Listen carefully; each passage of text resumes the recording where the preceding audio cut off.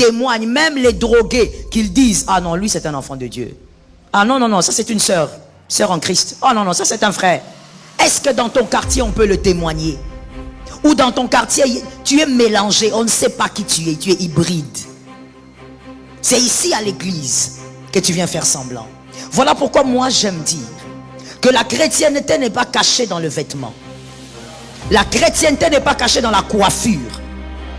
Ça n'a rien à voir. Ce n'est pas parce que tu as des cheveux tout noirs que tu es plus chrétien que celui qui a des cheveux teintés. Ce n'est pas caché là-dedans. La chrétienté, c'est une vie qui émane d'une transformation venant de l'onction. Il faut arrêter de nous mentir avec les choses inutiles. De te couvrir de la tête aux pieds, là où on ne peut même pas voir ton visage ni tes dents, et nous faire croire que c'est ça la chrétienté. La chrétienté, c'est une onction qui vous change de l'intérieur. Vous êtes transformés et la Judée le témoigne. Là, nous sommes dans une contrée aussi. Tu as l'habitude de venir ici, je ne sais pas combien de fois par semaine. Mais est-ce que les gens qui entourent la contrée peuvent reconnaître que toi, tu es enfant de Dieu? Celui qui te combat, même lui sait que tu es comme lui, tu es païen. Il sait. Il dit, oh celui-là, oh, on a l'habitude de nous disputer en route. Celui-là, il suffit que je crée une petite dispute là. Vous allez voir, on peut même se bagarrer ici. Ceux qui ne reconnaissent pas ton Dieu savent que tu n'es pas enfant de Dieu. Ceux qui veulent voir ta famille être détruite, ils savent que toi, tu n'es pas enfant de Dieu. Parce que les chrétiens aujourd'hui, on a pris l'onction pour un objet de loisir. Un objet de démonstration pour des vaines gloires. On a pris l'onction comme un élément pour démontrer que tu es supérieur. L'onction n'est pas là pour te rendre supérieur. L'onction est là pour te changer. Non, moi je suis au-dessus. Je suis au-dessus. Parce que quand moi j'impose les mains, voici ce qui arrive. Tu crois que c'est de ça que Jésus a besoin? Toi tu crois que Jésus a besoin que toi tu imposes les mains pour que quelqu'un vive quelque chose? Toutes les personnes que Jésus délivre, c'est avec tes mains? Que quelqu'un me dise non. Toutes ces personnes que Jésus est en train de sauver des accidents, c'est avec tes mains qu'il les sauve. Pourquoi tu penses que toi tu es supérieur? Parce que quand tu imposes les mains, et vraiment c'est tellement bas, c'est tellement la haine que tu as abandonnée. Démontre-moi ton onction par la jalousie haineuse que tu as abandonnée. Démontre-moi ton onction en pardonnant à tes ennemis. Donne-moi un amen correct. Démontre-moi ton onction par ce caractère-là arrogant que tu as lâché. Tu es enfant de Dieu depuis des années, mais tu n'arrives pas toujours à pardonner. Toi tu pardonnes à semi-temps. Tu pardonnes à moitié. Tu pardonnes partiellement.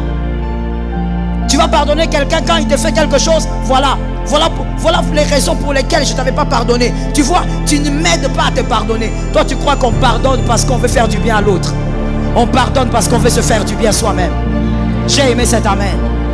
On pardonne parce qu'on veut se faire du bien à soi-même. Et on pardonne pour honorer la parole de Dieu. Tu es là dans la même église. Des fois même vous travaillez dans le même département. Mais vous êtes incapables de vous aimer comme des frères. Parce qu'on peut causer avec quelqu'un sans l'aimer. Je ne parle pas de causer, je parle d'aimer. Si le Seigneur Jésus a fait de nous une famille, c'est parce qu'on doit être capable de nous aimer. Moi j'ai toujours dit, voilà l'hypocrisie des élus. L'hypocrisie des chrétiens. Je ne veux pas dire enfant de Dieu, parce qu'un enfant de Dieu est transformé. L'hypocrisie des élus. Tu es là, tu dis non, moi je ne peux pas causer avec tel frère, parce que ce frère là dans l'église, il m'avait fait ceci, il m'avait blessé, il m'avait méprisé. Mais moi je pose toujours une question qui est toujours d'actualité. Et je pense que ça restera d'actualité tant que le monde sera. Est-ce que tes frères biologiques ne t'ont jamais blessé? Est-ce que tes parents biologiques ne t'ont jamais blessé? Et c'est pour autant que tu ne les adresses pas la parole? C'est pour autant que tu les as abandonnés? Regarde comment tu es hypocrite. Ta relation avec ta soeur biologique va s'arrêter le jour de ta mort. Mais cette relation avec ton frère dans le Seigneur, c'est pour le ciel. Pour l'éternité, il est ton frère. Mais voilà, non, il m'a blessé. Il t'a blessé. Mais quand tes cousins te blessent, tu pardonnes. Et tu réécris. 3 minutes c'est trop, tu vas écrire. Tu vas envoyer un texto. C'est parce qu'au fait, nous ne comprenons même pas pourquoi nous avons reçu la puissance.